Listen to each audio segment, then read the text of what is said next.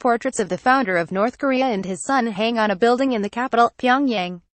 The third ruler in the Kim dynasty now leads the country. Jonah M. Kessel, The New York Times. Since my 5-day visit to North Korea recently, I've encountered pushback from critics who ask, why go first? They argue you needlessly put yourself at risk and give Kim Jong-un a bargaining chip if he grabs you. The U.S. government shouldn't have to worry about boneheaded journalists in enemy territory.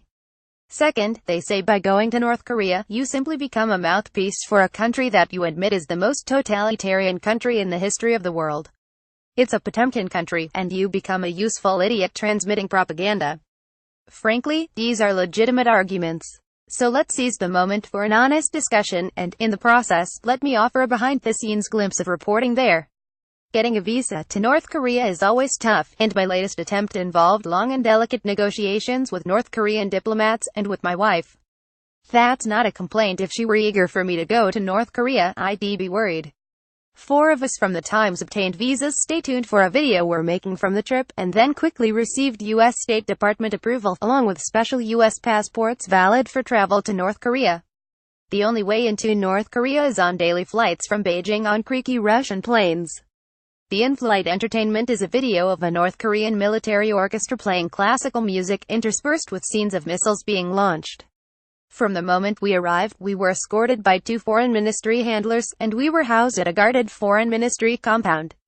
Our hosts were always courteous, but there was a whiff of menace that didn't exist on my previous trips to North Korea, not least because 3 Americans are currently being detained there. And just in August, North Korea sentenced 2 South Korean journalists and their publishers to death in absentia for their writing.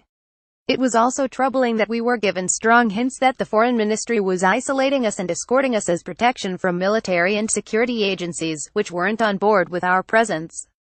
North Korea is the most rigidly controlled country in the world, with no open dissent, no religion and no civil society, and there is zero chance that anyone will express dissatisfaction with the government. Still, the conversations were illuminating.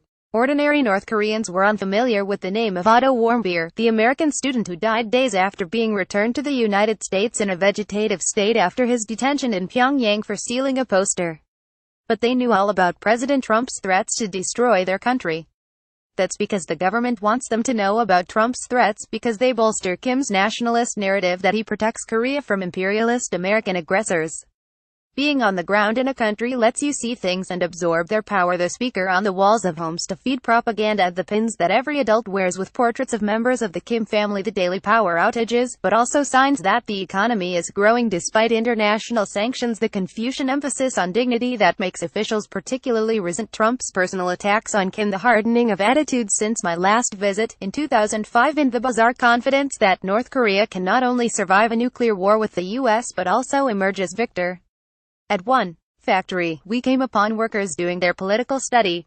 North Koreans explained that they have political study for 2 hours a day, plus most of the day on Saturday, so I asked what they focused on these days. We must fight against the Americans, one woman answered earnestly. And then the North Koreans in the room dissolved into laughter, perhaps because of the oddness of saying this to Americans. A visit humanizes North Koreans, who outside the country sometimes come across as robots. In person, you are reminded that they laugh, flirt, worry, love and yearn to impress. A military officer greeted me with a bone-crushing handshake, and I asked if that was meant to intimidate and convey to the Yankee imperialists that North Koreans are muscular supermen. He laughed in embarrassment, and when we ended the interview, he was much gentler. I left North Korea fearing that we are far too complacent about the risk of a cataclysmic war that could kill millions.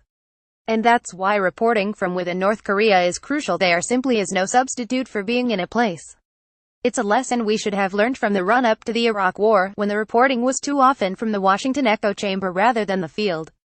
When the stakes are millions of lives and official communications channels are non-existent, then journalism can sometimes serve as a bridge, and as a warning. Yes, we must carefully weigh the risks, physical risks and the danger of being used by propagandists, and work to mitigate them. But I have a sinking feeling in my gut, just as I had on the eve of the Iraq War, that our president may be careening blindly toward war. In that case, the job of journalists is to go out and report, however imperfectly, and try to ring alarm bells in the night.